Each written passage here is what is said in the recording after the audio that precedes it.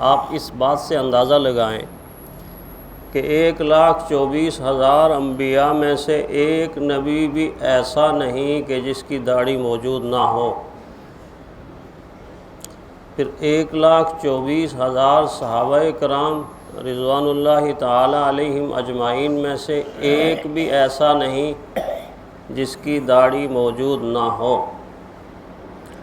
جتنے اولیاء اللہ کے آپ نام جانتے ہیں یا تاریخ کے اندر جتنے اولیاء اللہ گزرے ہیں، ان میں سے ایک بھی ایسا نہیں جس کی داڑھی موجود نہ ہو۔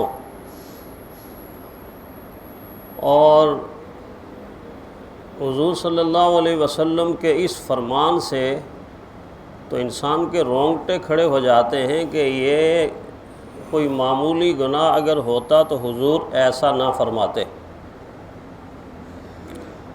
کب فرمایا؟ جب ایران کے مجوسیوں کا ایک وفد حضور صلی اللہ علیہ وسلم کے پاس حاضر ہوا تو پہلی مرتبہ رسول اللہ صلی اللہ علیہ وسلم نے انسان کو کلین شیو دیکھا، داڑھی کے بغیر دیکھا۔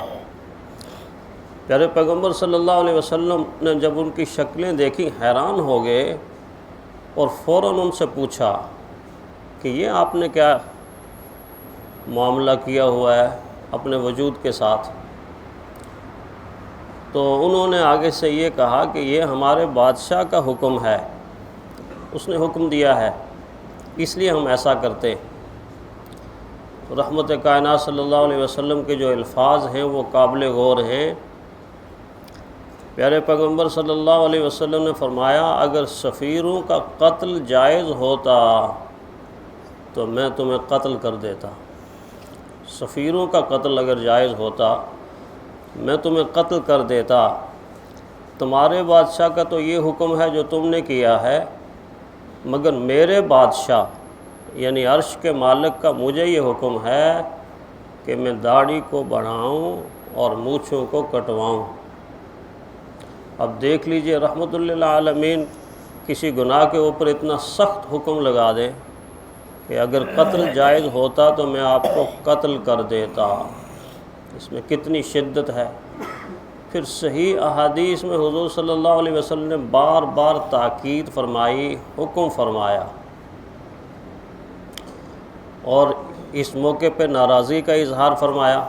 یہ ناراضی ہندوستان کے ایک بہت بڑے عالم گزرے مولانا بدر عالم رحمۃ اللہ علیہ، جن کی قبر جنت البقیع میں ہے، مدینہ میں ہے، بہت بڑے عالم۔ یقیناً یہ حدیث ان کے سامنے سے گزری تو ایسے خیال پیدا ہو گیا، ایک خیال پیدا ہوا کہ یہ تو حضور صلی اللہ علیہ وسلم کے امتی نہیں تھے یہ لوگ، اور اللہ کے نبی نے اتنا غصہ فرمایا، تو جب حضور صلی اللہ علیہ وسلم کا اپنا امتی یہ فعل کرتا ہوگا تو کیا حضور کو غصہ نہیں آتا ہوگا؟ ایسے خیال پیدا ہوا دل کے اندر۔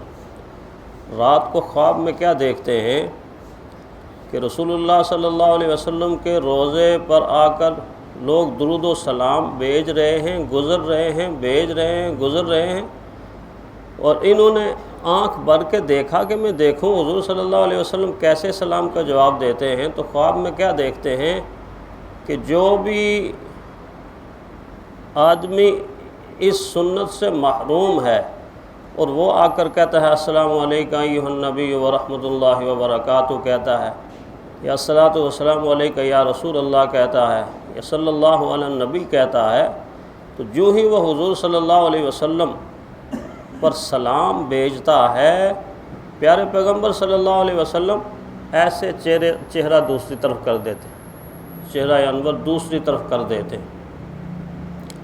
آپ اس سے اندازہ لگائیں کہ حضور صلی اللہ علیہ وسلم کو کتنی تکلیف ہوتی ہوگی۔ اور ہندوستان کا وہ شاعر جس نے رسول اللہ صلی اللہ علیہ وسلم کی ذات گرامی کے بارے میں اتنی خوبصورت نعت لکھی، اتنی عمدہ نعت لکھی کہ وہ نعت جب ایران میں پہنچی تو ایران کا ایک آدمی تڑپ اٹھا کہ کتنا کوئی عاشق رسول ہے، حضور صلی اللہ علیہ وسلم کا فدائی اور جانثار ہے کہ اس نے دل کی گہرائیوں سے ادب اور احترام کے ساتھ اتنی عمدہ نعت لکھی ہے، تو میں کیوں نہ ایسا کروں کہ خود جا کے اس کی زیارت کروں۔ اب ایران سے وہ چلا ہے، پیدل چلا ہے، ہندوستان پہنچا ہے، اور ہندوستان پہنچ کے پوچھا کہ وہ مرزا قتیل کہاں ہیں، تو ان کو معلوم ہوا کہ حجام کی دکان پر۔ جب حجام کی دکان پر پہنچے تو کیا دیکھا کہ حجام ان کی شیو کر رہا ہے، تو یہ کھڑے کھڑے ہکے بکے رہ گئے، اور ادھر ہی ایک جملہ انہوں نے کہا کہ اچھا نعت اتنی عمدہ کہ میں ایران سے چل کے یہاں آ گیا ہوں اور عمل حضور صلی اللہ علیہ وسلم کی سنت کے خلاف۔ یہ بات جب کہی تو مرزا قتیل چونکہ شاعر تھا، اور شاعر لوگ ظاہر ہے حاضر جواب ہوتے ہیں، حاضر دماغ بھی ہوتے ہیں، تو فوراً آگے سے یہ کہہ دیا کہ میں شیو کرا رہا ہوں، کسی انسان کا دل تو نہیں دکھا رہا، اس طرح کے جملے بعض دفعہ شیطان انسان کے دماغ میں ڈال دیتا ہے حق سے ہٹانے کے لیے۔ لیکن جو سننے والا تھا وہ بھی تو عاشق رسول تھا، وہ ایران سے چل کے یہاں پہنچ چکا تھا، تو اس کی زبان سے یہ جملہ آگے سے نکلا، اے نادان، اے بیوقوف، تو کیا کہہ رہا ہے کہ میں کسی کا دل نہیں دکھا رہا، تو اس ذات کا دل دکھا رہا ہے جو وجہ کائنات ہیں، تو رسول اللہ صلی اللہ علیہ وسلم کے گنبد خضرا میں حضور صلی اللہ علیہ وسلم کا دل دکھا رہا ہے، جنہوں نے ساری زندگی کسی کا دل نہیں دکھایا، بس یہ جملہ اس کی زندگی کا ٹرننگ پوائنٹ تھا۔ اس کی دل کے اندر کی آنکھ جاگ گئی، اور حجام کو کہا بس یہیں روک لے، اب آگے نہیں چلنا، اور اسی وقت ارادہ کیا کہ اب اس کے بعد میں کبھی بھی حضور صلی اللہ علیہ وسلم کی اس سنت کے ساتھ ایسا سلوک نہیں کروں گا۔ یہ ایک واقعہ نہیں ہے، 20 واقعات۔ ہمارے ایک نمازی کرنل صاحب، اتنی خوبصورت داڑھی ماشاءاللہ، بہت خوبصورت، اور داڑھی مرد کا زیور ہے۔ یہ خیال شیطان نے پیدا کیا ہوا ہے کہ داڑھی کٹوانے میں خوبصورتی ہے۔ دنیا میں پوری انسانی تاریخ میں 2 عظیم ہستیاں ایسی ہیں کہ نہ ان سے پہلے کوئی حسین و جمیل گزرا ہے، اور نہ ان کے بعد قیامت تک کوئی ان جیسا حسین و جمیل گزرے گا۔ وہ 2 ہستیاں کون ہیں؟ ایک حضرت یوسف علیہ السلام، ان سے زیادہ حسین و جمیل کوئی نہیں، اور دوسرے آمنہ کے لال رحمت عالم صلی اللہ علیہ وسلم، میرے اور آپ کے آقا سے زیادہ خوبصورت کوئی نہیں، بلکہ امی عائشہ صدیقہ رضی اللہ تعالیٰ عنہ تو یہاں تک فرماتی ہیں کہ یوسف علیہ السلام کے حسن و جمال کو دیکھ کر مصر کی دوشیزاؤں نے اپنی انگلیاں کاٹ ڈالی۔ اگر وہ اللہ کے محبوب کو دیکھ لیتی تو اپنے سینے چاک کر لیتی۔ اتنا حسن، اتنا جمال اللہ تعالیٰ نے حضور صلی اللہ علیہ وسلم کو عطا کیا تھا، تو دونوں شخصیات اپنے چہرہ انور پر داڑھی سجائے ہوتے تھے۔ اگر یہ خوبصورتی میں رکاوٹ ہوتی تو اتنا حسن و جمال اللہ نے دیا، یہ اجازت بھی دے، نہیں ایسا نہیں۔ تو میں عرض کر رہا تھا کہ بڑی خوبصورت داڑھی، ایک دفعہ مجھے کہنے لگے آپ نے مجھ سے پوچھا نہیں میں نے داڑھی کیوں رکھی، میں نے کہا سنت سمجھ کے رکھوں، نہیں ایسا نہیں ہے۔ میرے ساتھ یہ واقعہ ہوا کہ حج پہ گیا تو میرے دل میں آیا حضور کے روضے پہ جاؤں گا تو کیا منہ دکھاؤں گا، میں نے داڑھی وہاں رکھ لی، لیکن شیطان پھر غالب آ گیا، یہاں آ کے پھر اس سنت سے محروم ہو گیا۔ کہنے لگے ایک دن اچانک فجر کی نماز کے بعد مجھے فون آیا، اور فون تھا میرے انتہائی گہرے اور جگری دوست کے بیٹے کا۔ تو جب میں نے فون اٹھایا تو آگے سے آواز آئی کہ انکل آپ جلدی آ جائیں، ابو کی ڈیتھ ہو گئی، ابو انتقال کر گئے۔ کہتے ہیں میں نے جلدی گاڑی تیار کی اور گیا، تو آگے وہ اپنے والد کو غسل دلوا رہے تھے، تو میں نے دیکھا کہ ان کے چہرے کے اوپر ایک کٹ لگا ہوا ہے، یہاں کٹ لگا ہوا ہے۔ تو میں نے ان کے بیٹے سے پوچھا کہ یہ ابو کو یہ کٹ کیسے لگا؟ تو انہوں نے کہا کہ صبح اصل میں واش روم میں شیو کر رہے تھے تو یہاں سے یہاں آئے تو ہارٹ اٹیک ہو گیا، دل کا دورہ پڑا اور یہاں جھٹکا لگا اور یہاں کٹ لگ گیا۔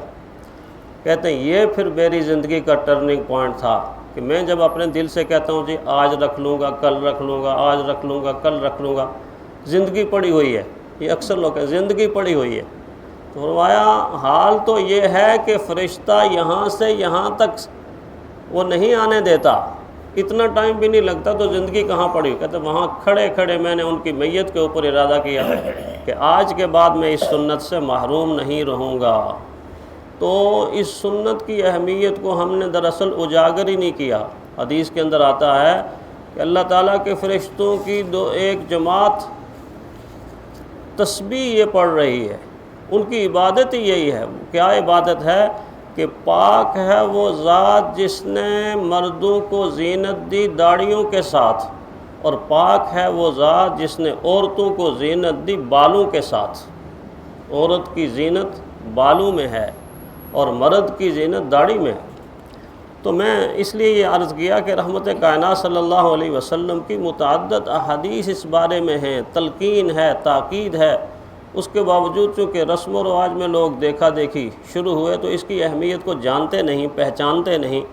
بہرحال پیارے پیغمبر صلی اللہ علیہ وسلم کی ایسی سنت ہے کہ یہ اس سنت کا اجر 24 گھنٹے کا اجر ہے، اور اس کے چھوڑنے کا گناہ 24 گھنٹے کا گناہ۔ دیکھیں نا، باقی جتنے بھی گناہ لوگ کرتے ہیں اللہ تعالیٰ ان کو معاف کر دے اور اللہ گناہ چھوڑنے کی توفیق دے۔